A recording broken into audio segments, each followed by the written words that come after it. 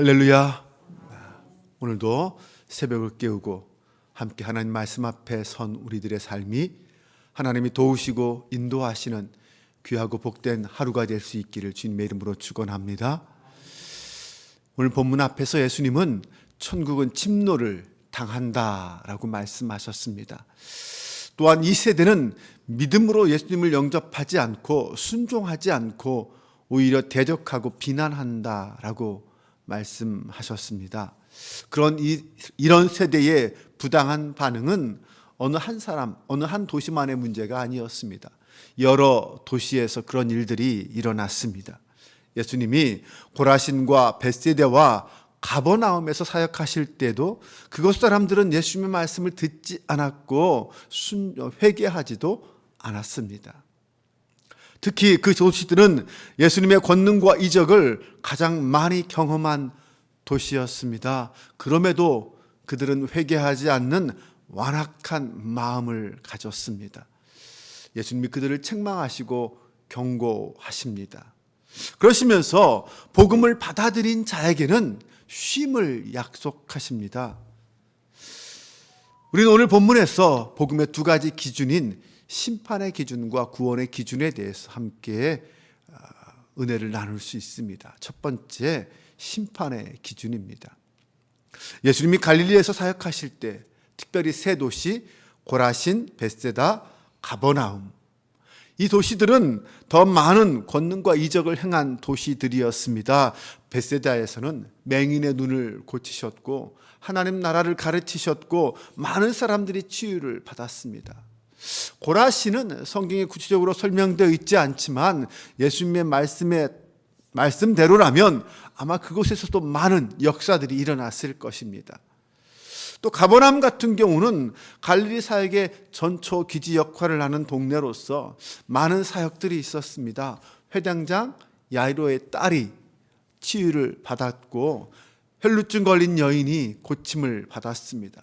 그 외에도 많은 기적과 역사들이 일어났습니다. 그런데 예수님의 권능을 그렇게 많이 체험하고 은혜를 많이 받은 그 도시들이 예수님을 거절했습니다. 복음을 받아들이지 않았습니다. 그래서 예수님이 그들의 도시에 대한 심판을 선언하신 것입니다. 우상 숭배로 가득했던 두로와 시돈보다 고라신과 벳세다가 더 큰 재앙을 받을 것입니다. 죄악이 난무했던 소돔보다 가버나움이 더 큰 심판을 받게 될 것입니다.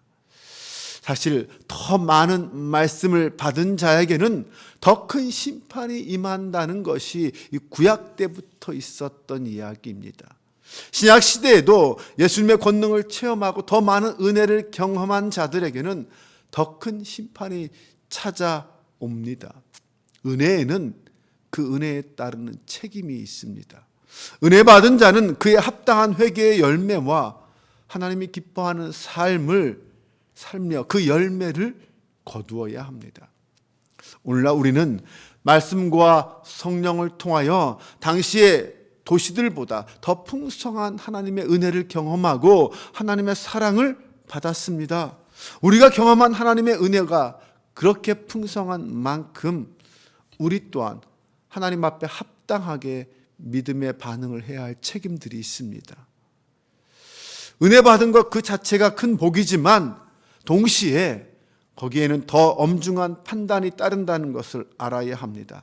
받은 은혜가 큰 만큼 받은 우리가 해야 할 책임도 막중하다는 것입니다. 주님 앞에 우리의 믿음의 모습들이 책망받지 않도록 모든 불순종과 죄에서 돌이킬 수 있는 믿음의 사람들이 될 수 있기를 바랍니다. 두 번째는 구원의 기준입니다. 고라신과 벳세다와 또 가버나움에서는 예수님을 거절하고 예수님이 메시아 되심을 사람들이 인정하지 않았다고 했습니다. 그런데 예수님을 영접한 일련의 사람들이 있었습니다. 그런데 예수님은 그들을 어린아이와 같은 사람들이라고 표현하셨습니다. 여기서 이 어린아이라고 번역된 헬라어는 네피오이스란 단어인데 그냥 어린아이 수준이 아니라 갓난아이, 젖먹이 이런 아이를 의미합니다. 네, 젖먹이의 특징은 무엇입니까? 근데 젖먹이는 스스로 할 수 있는 게 아무것도 없습니다. 네, 오직 엄마가 모든 것을 다 해주어야 합니다. 그들은 스스로 옷도 갈아입지 못하고 씻지도 못하고 먹지도 못합니다. 양육자가 전적으로 다 해주어야 합니다. 그 말은 어린아이 같은 자들이라는 것은 전적으로 예수님께 모든 것을 의존하고 맡기고 의존한다는 것입니다. 예수님만이 나의 인생의 구원자임을, 메시아임을 인정하고 그분이 나를 구원해 주실 것을 갈망하고 기다립니다. 자신이 자신을 구원할 수 없다는 것을 철저하게 압니다. 한마디로 그들은 겸손한 자들입니다. 예수님은 그들에게 복음을 나타내셨다라고 말씀합니다. 예수님은 굳은 마음이 아니라 부드러운 마음을 가진 자들에게, 그 마음으로 나오는 자들에게 은혜를 베풀어 주십니다. 반면 스스로 지혜롭고 슬기 있다고 하는 자들이 있었는데 그들은 바리새인과 서기관들 같은 자들입니다. 그들은 하나님의 은혜가 아니라 자기의 의를 자랑했기 때문에 하나님께서는 그들에게 복음을 숨기셨습니다. 예수님은 어린아이처럼 예수님께 의존하고 예수님이 메시아이심을 믿고 고백하는 자들을 초청하십니다. 사랑하는 여러분, 어린아이처럼 주님 품으로 달려 들어가서 그 주님을 안고 주님의 안아주심을 경험하고 우리의 필요를 채워주시는 주님의 은혜에 감사할 수 있는 저와 여러분이 될 수 있기를 바랍니다. 우리는 인생을 살아가면서 무거운 짐을 지고 살아갑니다. 짐이 없는 사람은 없습니다. 먹고 사는 문제, 죄로 인한 문제, 온갖 세상이 주는 걱정과 근심들이 우리 마음의 무거운 짐들입니다. 우리는 인생에서 수고로움을 느끼며 살아갑니다. 그런데 그렇게 하는 이유가 무엇입니까? 그렇게 수고로움을 느끼는 이유가 무엇입니까? 그것은 자신이 자기 인생의 주인이라고 착각하면서 그 모든 짐을 다 혼자 지려고 하기 때문입니다. 스스로 자기 인생의 주인이라고 착각하며 사는 한 우리는 우리 인생의 진정한 쉼을 누릴 수 없습니다. 왜 그렇습니까? 우리 안에서 일어나는 끊임없는 욕심을 내가 책임지고 내가 만족시켜야 하기 때문입니다. 스스로 주인 행세를 하는 사람은 자기 안에 채워도 채워지지 않는 그 욕심 때문에 늘 불안하고 늘 긴장합니다. 남들이 누리는 만큼 나도 누려야 합니다. 남들보다 더 많이 가져야 하고 더 높이 올라가야 합니다. 남의 자식보다 내 자식이 더 잘 돼야 합니다. 그러다 보니 그 마음에 만족과 쉼이 없을 수밖에 없습니다.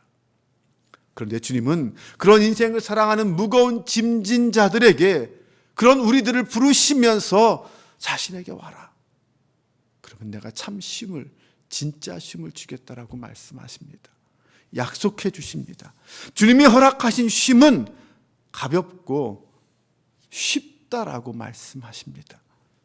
그 안에서 참된 안식을 누릴 수 있다라고 말씀해 주십니다. 사랑하는 여러분, 우리가 주님 앞에 나아갈 때 그때서야 비로소 진정한 평안이 있습니다. 주님께 나아가는 자는 더 이상 자신의 멍에를 메고 끙끙거리지 않습니다. 자신의 멍에를 내려놓고 주님의 멍에를 맵니다. 그런데 이 주님의 멍에는 쉽고 가볍다고 하십니다. 왜냐하면 스스로 자신이 삶의 주인 노릇하던 것을 이제는 멈추고 그 모든 짐을 내려놓고 예수님을 나의 삶의 주인으로 영접하기 때문입니다. 예수님을 주인으로 모신다는 말은 예수님의 말씀을 따라 살아간다라는 말씀입니다. 그것만이 끊임없는 욕망의 터널에서 빠져나오는 것이고 주님이 주시는 참된 평강을 누릴 수 있는 유일한 길이기 때문입니다. 주님의 멍에는 연줄과 같습니다. 여러분, 연 날려보셨죠? 네, 연은 줄에 묶여 있으면 구속되는 것 같을 수 있지만 사실 줄에 묶여 있어야 하늘을 마음껏 자유롭게 날아갈 수 있습니다. 그런데 줄이 끊어지면 어떻게 됩니까? 결국 여는 땅에 떨어지고 맙니다.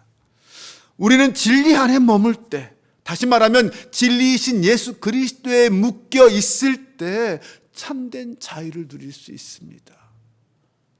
예수님이란 연줄에 그 진리에 묶여 있지 않으면 자유로운 것 같지만 결국은 땅에 떨어지고 맙니다. 진정으로 자유로운 삶은 예수님께 나아가서 주님의 멍에를 메고 주님과 함께 보조를 맞추며 주님과 동행할 때 가능합니다.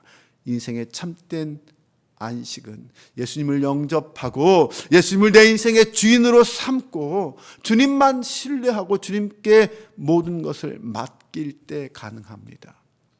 주님께 우리의 모든 짐을 내려놓고 참된 안식을 누리는 저와 여러분이 되시기를 바랍니다. 주님의 은혜 안에서 구원을 받은 자는 더 이상 율법의 요구에 얽매이지 않습니다. 짓눌리지 않습니다. 이제 우리에게 필요한 것은 예수님이 메신 그 복음의 멍에입니다. 그 멍에는 쉽고 짐은 가볍다고 했습니다. 네, 물론 성도가 져야 할 짐이 다 사라진 것은 아닙니다. 여전히 우리에겐 짐이 있습니다. 하지만 더 이상 그 짐은 무거운 짐이 아닙니다. 가벼워졌습니다. 우리가 할 일은 어쩌면 똑같을 수 있습니다. 하지만 이제는 그 일을 감당할 때 내 짐, 내 책임이라고만 여겨지지 않기 때문에 우리는 이제 소망이 넘치고 감사함으로 그 모든 것이 받아들여질 것이고 평안함을 누리며 살아갈 수 있습니다. 주님만이 우리 인생의 소망이요 변함없는 반석임을 믿으시기 바랍니다. 오늘도 그 주님과 함께 동행하며 주님이 주시는 힘을 얻어 그 힘으로 살아가는 저와 여러분 될 수 있기를 주님의 이름으로 축원합니다. 기도합니다. 하나님, 우리는 늘 불안과 혼돈 속에서 참된 안식을 간구하며 살아갑니다. 오직 예수 그리스도 안에 참된 안식이 있음을 믿습니다. 세상이 줄 수 없는 참된 평안과 안식이 오직 주님께만 있음을 믿습니다. 이 주님의 약속을 믿고 주님께 모든 무거운 짐을 내려놓습니다. 주님께 맡깁니다. 먼저 겸손하게 우리의 연약함을 고백하며 회개하며 주님의 은혜 안에 거하기 원합니다. 내가 받은 은혜가 무엇인지 헤아리게 하시고 은혜 받은 자로 은혜 안에 살게 하시며 주님 품만이 참된 은혜의 자리임을 알게 하옵소서. 젖먹이가 엄마를 사모함 같이 우리가 주님을 사모하길 원합니다. 내 안에 사랑과 평안의 갈급함을 주옵소서. 주님이 주시는 위로와 쉼과 평안이 가득한 오늘 하루 되게 하여 주옵소서. 우리 주 예수 그리스도의 이름으로 기도합니다. 아멘.